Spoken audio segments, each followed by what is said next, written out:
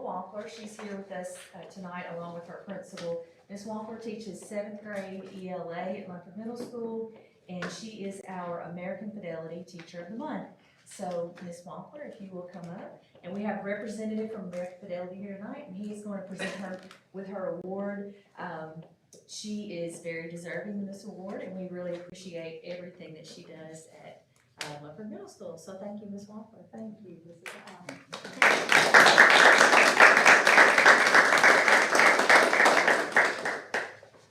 Congratulations, Ms. Wampler.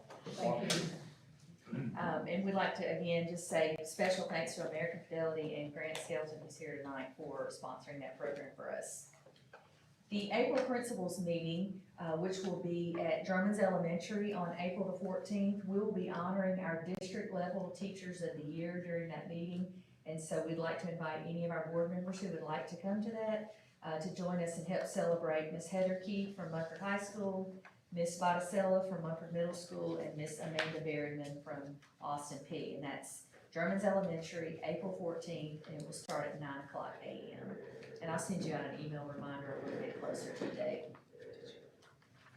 And then the last thing I have, I'd like to just share some brief information with you regarding summer camps for our elementary and middle schools that will be held in June and July. We're going to offer 2 weeks. We told you 2 months ago about what the state was requiring as far as summer camps. And so we have, we're finalizing our plans, but we're gonna offer 2 weeks in June, 2 weeks in July at each of our elementary and middle schools. And the camps will be 4 days a week, 6 hours each day.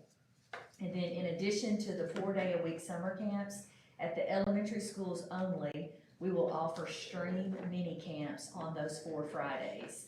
And that was something that was required in the recent legislation that passed. And the focus on those Fridays will be, if you don't know what STREAM stands for, it's science, technology, reading, engineering, arts, and math.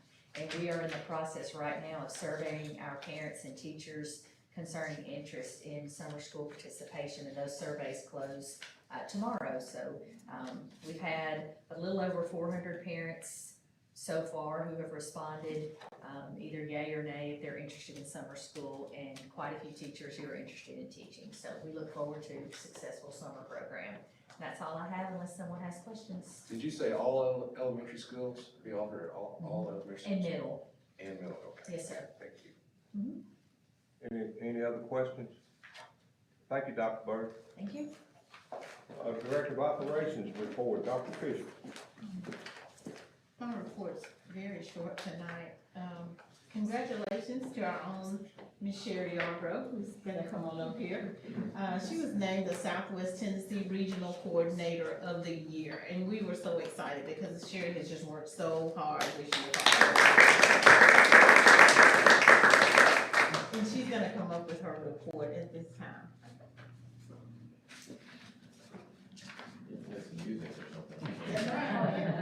Somebody celebrate or something. All right, well, good evening.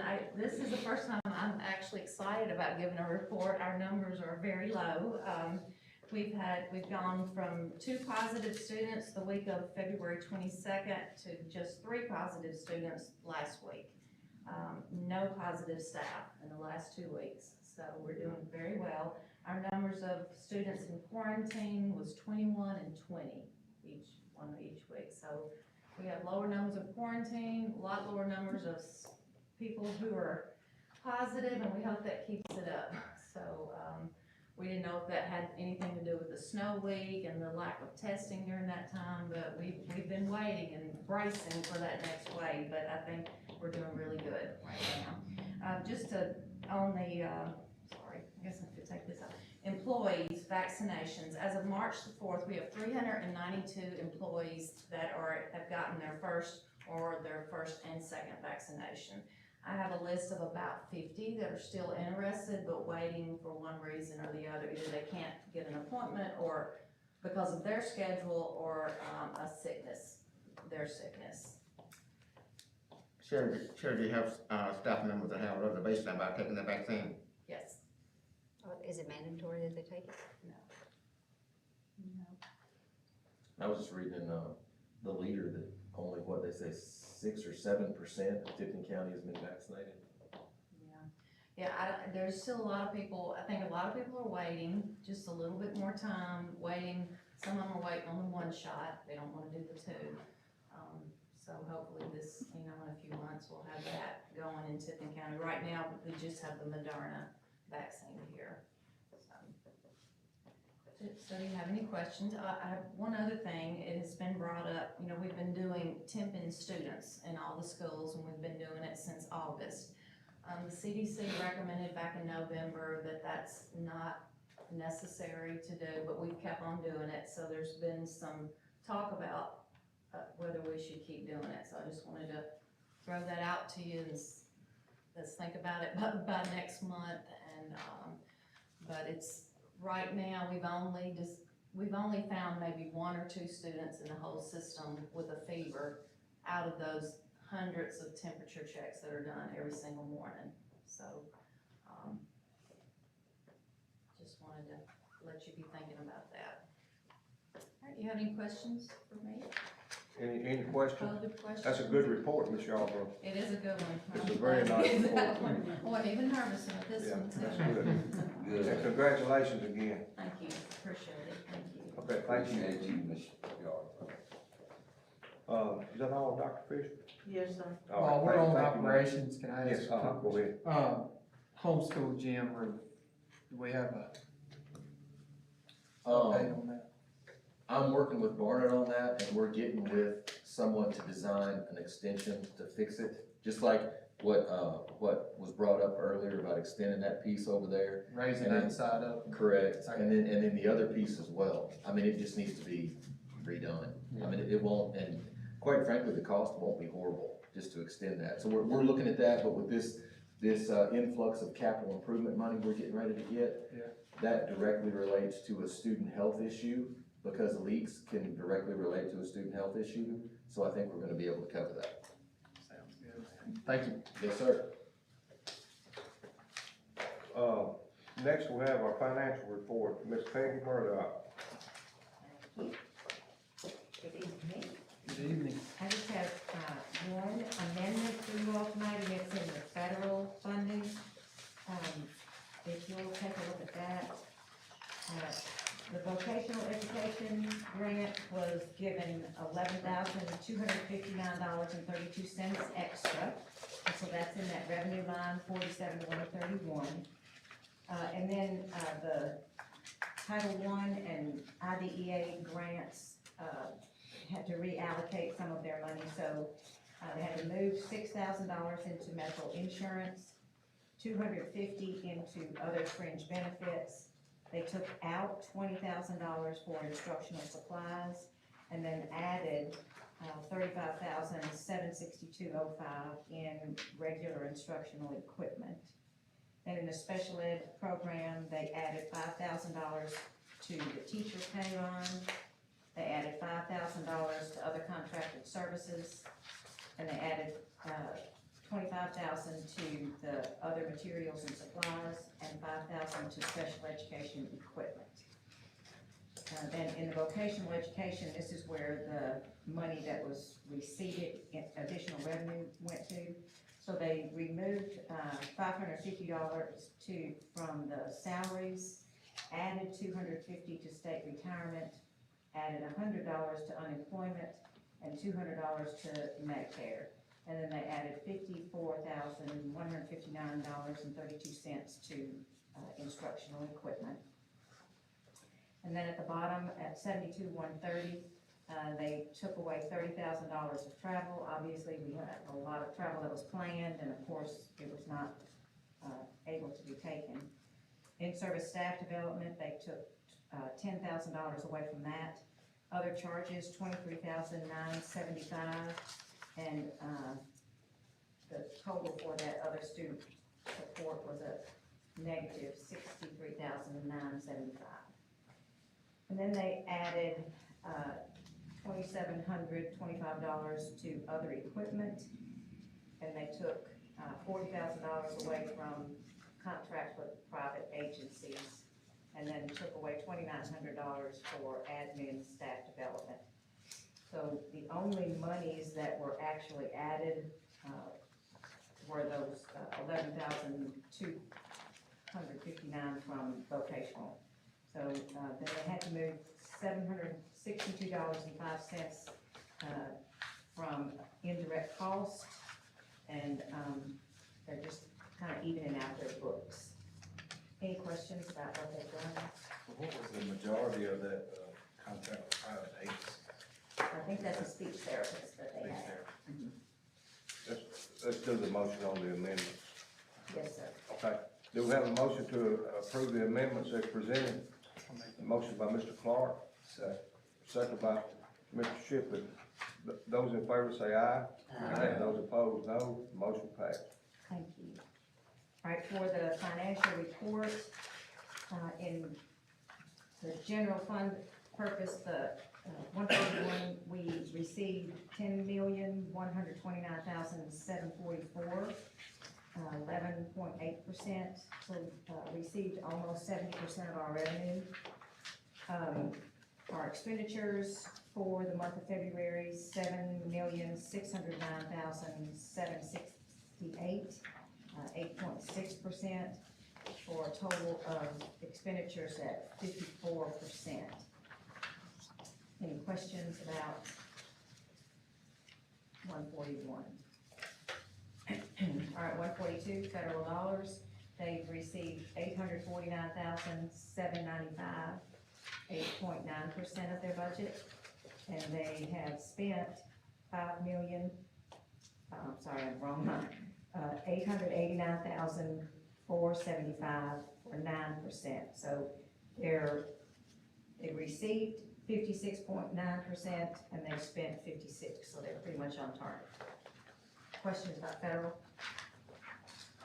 All right, 143, they have received 416,774, and they have spent 366,188. Of course, they are, as they always are, they have received less than what they've spent. Hopefully, it will all even itself out. Questions on the cafeteria? And then the capital projects, Fund 177, of course, we have received no money, but we spent this month 17,900. And I know you are interested to know what we've got left in that 177. We have $143,019 left to spend, and that allocates 21,000 to Covington High School, 21,000 left for Munford High School, and 101,000 for Brighton High. Brighton High is working on their press box, and they just haven't paid any of that yet. So we're hoping to close out that fund at the end of the year. And then everything will stay in 141. Any questions about the financial report? If there are no questions, do we have a motion to approve the financial report? I'll make a motion. Motion by Mr. Joyner, second by Mr. Farrell. Those in favor say aye. Aye. Those opposed, no. Motion passed. Thank you, Ms. Page. Thank y'all. Dr. Cohn, would you like to add anything else? Yes, sir. If y'all don't mind, I have just a few things to share. First off, you've probably heard the American Rescue Plan Act of 2021, that thing was just passed the House the other day. This is what that bad boy looks like. It's 628 pages. So I have a meeting with Mayor Huffman on the 22nd, I believe, and we're gonna go through this together. Obviously, there's a great deal of money that's gonna flow to county government from this, and also gonna flow to the school system from this. So, we're gonna work together, make sure we have everything in line, and then I'm gonna share some things with you to see if you approve those, and then we'll move on. But with that said, I wanna apologize ahead of time to Miss Peggy, but, buckle up, y'all, because we're getting ready to spend some money. We're gonna have a lot of money come in, and I'm gonna be asking y'all for a lot of it. A lot of what we're gonna ask for, there are stipulations in this plan as far as, a certain percentage has to be spent on like learning loss, that kind of thing. But then it also opens it up for us to spend those things on other things. More tech for the classrooms, speaker systems, more roof replacements, more capital improvement, changing out HVAC systems, changing out flooring, I mean, all stuff that we need to be able to do. And so I will present you as soon as I know what we can actually, spend. I will obviously come to y'all at each stage of that process and tell you kind of, what I'm recommending, and then see what y'all think about it. But we're gonna spend a lot of money, aren't we, Miss Peggy? Yes, sir. So we have a lot of money that's coming our way. And, we still have a really healthy, fund balance that we can use as well. And so I'm gonna be, asking for some of that as well, if there are things through this plan that we can't do. But, along with that, I wanted to say that I would like for the board, I would like to request from y'all to give me the go-ahead to develop a job description and hire a capital projects manager. I've been trying really hard, but I just can't do it all. And Barnett's just trying to keep up with what we have in our own maintenance to deal with. I would love for y'all to give me the leeway to be able to develop that plan, develop that job description, and hire a capital projects manager. That person will report directly to me. I don't have anyone in mind, but that person will report directly to me. I've checked with some other districts to see kind of what they do to kind of help me develop that job description. And then they would give a report here every month to y'all and let us know. They would be over things like the new roof projects, the HVAC systems, things like that we want to implement. They would oversee that and make sure that we're getting what we're paying for. They'd be checking on that like every day. Remember, when we used Mr. Donnie part-time to do that a little bit, it would be like that, except full-time. And they would just keep up. We're gonna have so much money coming in because of this, because of the ESSER money that's coming in and money that we wanna spend to update. We just need to get all our equipment up to date. We wanna feel proud, we want our students to feel proud, our parents, our community to feel proud about the buildings, about the facilities, and everything we can do to make that happen, we wanna be able to do. So I guess I just need, Mr. Chair, that's my recommendation, to kind of turn me loose to work on that plan and, job description, and then start looking for that person. But that's up to you, that's my first one. I got a second one, yeah, go ahead with that. Let's do this one. Can I ask a question before we? Yes, sir, go ahead. 2 or 3 years down the road, is it gonna be, that job, is it gonna be able to afford to pay that guy on 3 years down the road? We don't have all this money coming in. I think so. Yes, sir, and we're, Budget-wise, the jury's still out too on whenever we get this money. Yeah. If we can budget it for more than just 2 years. That's still what we're kind of checking into. It may be that we get that and can keep spending That that. third plan. With ESSER 3, we don't even know that. That's right. That fast. That's right, so I think we'll be fine on that. Yes, sir. Okay. We've heard a recommendation from Dr. Combs about, hiring a special projects manager or capital improvement, manager. And, do we have a motion or any more discussion? I'll go ahead and make a motion to approve that position. I have a motion by Mr. Clark and a second by Mr. Vincent. Are there any questions about it? All those in favor of the motion, let it be known by saying aye. Aye. And those opposed, no. The motion passed. Awesome, thank you all, I really appreciate you doing that. And then, speaking of money, I would also like to recommend that we join the Jewel lawsuit that was presented by council this afternoon. And y'all heard that Jewel litigation. We have a big Jewel epidemic in Tipton County, just with our young people, just like across the state and across the country. But I think it would behoove us, especially since, it's gonna be at no cost to the district. If we could gain, some financial help for counseling services, bait detection, all that kind of stuff, and get this out of that lawsuit, plus just the idea that we need everybody to know that we're against it. But I'd like to make that recommendation that we join the lawsuit that Ms. Deborah spoke about. And we spoke earlier with, Ms. Owens about that. And, would anyone, entertain a motion for, this request to join the lawsuit? I'll make a motion. Motion by Mr. Shipley, second by Mr. Clark. All right, thank you. Are there any questions? All those in favor, let it be known by saying aye. Aye. And those opposed, no. The motion passed. All right, and the last thing, I would like to read a letter from, this is a short one, y'all, from, Speaker of the House, Cameron Sexton. He just sent me this yesterday. Dear Superintendent Combs, I'm writing to commend the excellent service of yourself and the Tipton County School Board.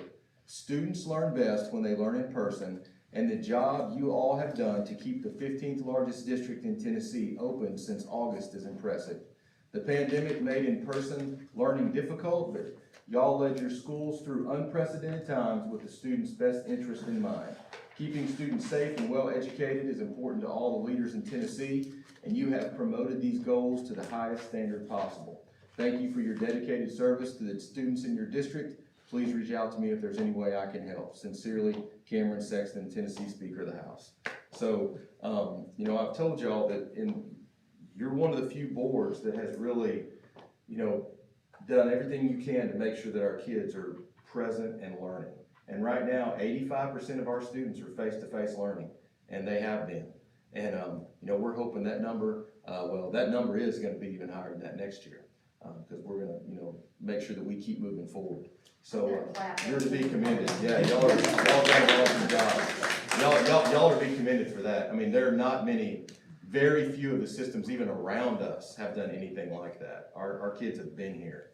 Matter of fact, now we have folks calling saying, how are you keeping those kids in the building like that? So, you know, but you remember those first reports when quarantines were what? 200 and 300? And, you know, now we have what, 2 positive cases? So it's just you're gonna go through that, but you know, it's keeping our kids in school is important. Now, we're gonna have a revolt and people have to work on Friday. I know, right? No, I said that wrong, not work on Friday, but kids have to go back to school.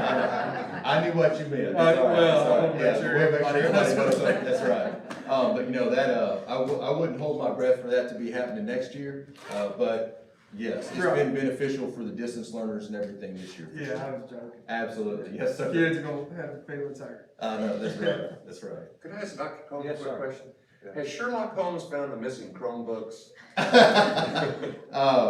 Those have been delivered, I think, do we have all of them now? Yes. Okay, we do. Except for maybe the teacher. Okay, except for there were like 200 and some teacher ones left that we're still waiting on, maybe from James' company. But yes, but that was like last week, Right. Kevin? Yeah, so we have them all now.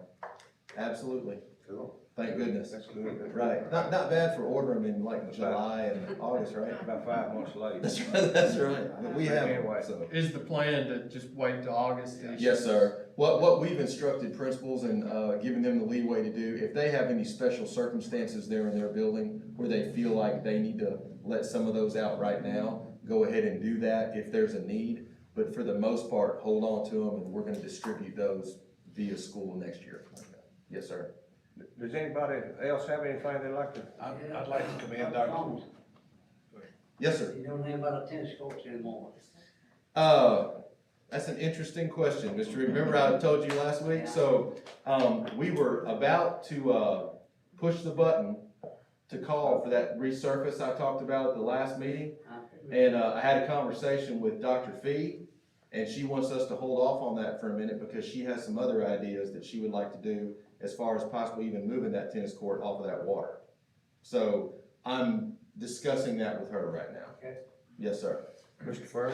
I'd like to commend you and your staff for this pushing and helping get the kids in school and in-person learning, because without y'all's work and determination, it wouldn't have been successful either. So, Thank y'all. Thank let y'all. y'all know how much we, as a board, appreciate y'all's hard work. Well, we appreciate And that. the Thank teachers. you. Yes, sir. Yeah, Well, we have an awesome team. I mean, Yeah. man, the We really teachers here are do. just second to none. Great team, Central, I mean, everybody's worked really hard. So, but thank you. But it all starts with leadership. Thanks. If you didn't allow us to do it, we wouldn't be able to do it. So thank you. Yes, I sir. believe Mr. Shipley. I do, Dr. Combs, I saw you and Dr. Norton in the hallway working like everybody else. Where are we with that? I haven't talked to anyone other than what I saw in the paper. Okay, so, we're basically phase 1 is completed. Phase 1 was to dry everything out, dry the slab out. Mr. Steve has firsthand knowledge. I was squeegeeing out his wife's room on that first night. So, all that, the slab has been dried out, all the tile has been removed from the floor on that portion of the building. It's down to the concrete. Again, all been dried out, dehumidifiers running, all the ceiling tiles are brand new in all that section, you know, because as that water condensates, evaporates, it all just moves up into that tile like a sponge, so all those are out. We had some air movers going for a while, those have been moved out of the building. So basically, we're at a standstill until the students are out of the building right now. Once the students get out of the building, then we're gonna look at what we're gonna do to resurface that floor. Probably look at scrubbing it down and making it like a stained concrete floor, something like that. It's just gonna be more efficient, and the teachers, when I told them, hey, just think of it this way, you'll never have to move your furniture back out of your classroom for them to strip and wax your floor ever again. Man, you should've seen the look, I think that was more exciting than anything else, I didn't do that. What part of the building did that? The whole, the left side of the building, basically down to the new freshman wing extension. So the 100 hallway, 200 hallway, 300 hallway was all underwater. And it was, where it started, you know, you're talking 5-6 inches, but all the way on the opposite end of the 300 hallway where all the science labs are, there was a good 2 inches at least in those rooms. And all that, but insurance is gonna cover it. They're even gonna, the big lab tables that have the gas lines and everything run to them, this summer, all those tables come up and brand new ones go in, because insurance is covering every bit of And it. they're paying to resurface our floors. They're paying to resurface, stain the floor and everything. I mean, for a $10,000 deductible, y'all, I mean, you know, why we haven't done that in the past, it just bumfuzzled me. So, I didn't realize our deductible was that low. You know what the deductible is in Shelby County? $500,000. Service master told me that. So, wow. And you know, Yeah, let's do it. I didn't have to convince Miss Peggy. She said, she always way had back to when look I like was in the building, I think you had just left, but maybe you hadn't. You know, we had that to happen at the same thing. The Yes, sir. building was not properly insulated when it was built. Yes, sir. And if we don't dry, when that kind of thing happens in any of our buildings, if we don't properly dry out that slab, pull that stuff up, dry it out, dry all that out, then you're eventually gonna have the same issue again with the adhesive coming through, coming back from behind the baseboards, coming down the wall behind that block. You know, we're lucky that our buildings they're block, not drywall down there, because that block really kept a lot more damage from happening. Yeah. So that part was good. But it's also caused us we're looking at, investing in some of our own equipment that's just for little leaks, like, you know, the dehumidifiers, and have a few of those on hand, so when we have roof leaks and stuff, we can help. Like, you know, Mumford Elementary School had a roof leak out in that direction, and it stunk, you know, it was coming through that insulation, and so these things will help us in those. We learned a lot from the process. The service master, I'm gonna give him a shout out. Service master did a great job. Man, they came down there, and it was like a whole village. That place was full. I'm telling you, they were rolling, and, but they did a really good job.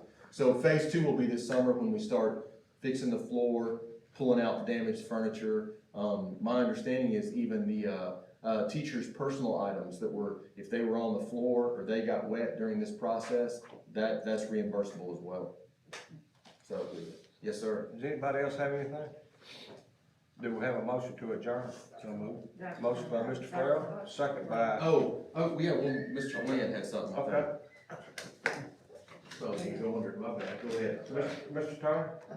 One more thing, sorry. Okay. Man, I feel bad, y'all just decided on Well, listen, so. They're sitting on Goblin. All right, maybe real quick. Dr. Combs had me, put an ad in the paper for bidding out, retrofitting all our interior lights in our schools to LEDs. Of course, it happened about the time we had all the snow, but we had one bidder of ESG Comedy Energy Systems Group. And what I did, I had them come out and had them audit Toke Elementary and Brighton High, just pulled 2 schools out of the air on that. So they come in and did that and gave us a price on doing those 2. So what we're looking at now is we're down at the end of the year and, you know, having to move money around and whatever, we're sort of at a quandary what to do. But we would like to ask y'all to permission to go ahead and proceed with Energy Systems Group to do those 2 schools. The total would be $330,200 and some odd to completely change out all the interior lights to a 9-watt LED light. So going from about a 32 or 28 watt LED, regular fluorescent light total cost to do Brighton High would be $211,217. That's, labor, disposal of the ballast, whatever else. Toke Elementary is $119,012, which is a total of $330,229. Which seems like a pretty good chunk of change, but the thing about Energy Systems Group, they're also a performance contracting company. They usually, Mr. Burleson, you'll remember when we were thinking about getting a performance contract, they were the first group that gave a presentation. But we're not signing a performance contract, so we're sort of getting their knowledge without signing into an agreement to pay them to save us money, I guess is about the best way to put it. Their analysis is with those two schools, we should save about $63,439 a year on the electric bill.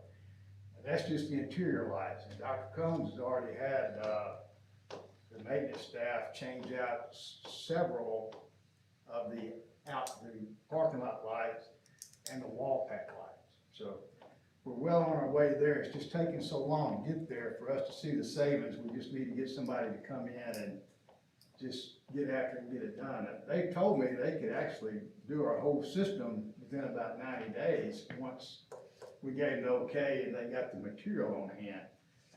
But we're in a situation now in the budget year, y'all, we're in March, so they probably wouldn't get started till almost April as far as getting stuff in. So we may not be able to get all the schools done by June 30th. Then we have to go in and process. We have the money now, Ms. Peggy said in the account, we're all right to do these two schools, but if we get where we think we need to go a little further, we would have to do a budget amendment, something like that. We don't want to designate the money and then not be able to finish the project before June 30th. So I've said a whole mouthful. So. And then we'd start the next, obviously after June 30th, we'd start the next batch and just keep on rolling and get the rest of them done. And we'd see, the sooner, like Mr. Glenn said, the sooner we get it done, the more cost savings we're gonna see more quickly.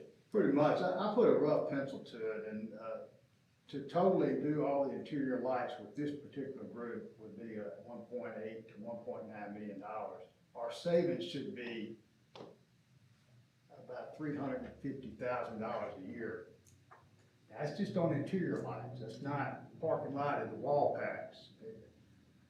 Think about it. They're putting a 9-watt light in for a 30-watt light bulb, so they're saving 21 watts. You save a lot more with your wall packs and your parking lot lights because you save a lot more wattage when you go LED. But $350,000 is about 20% of our electricity budget.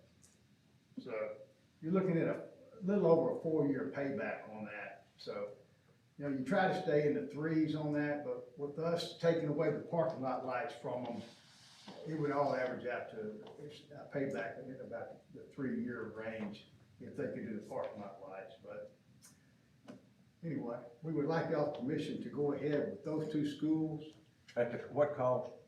$330,200 and I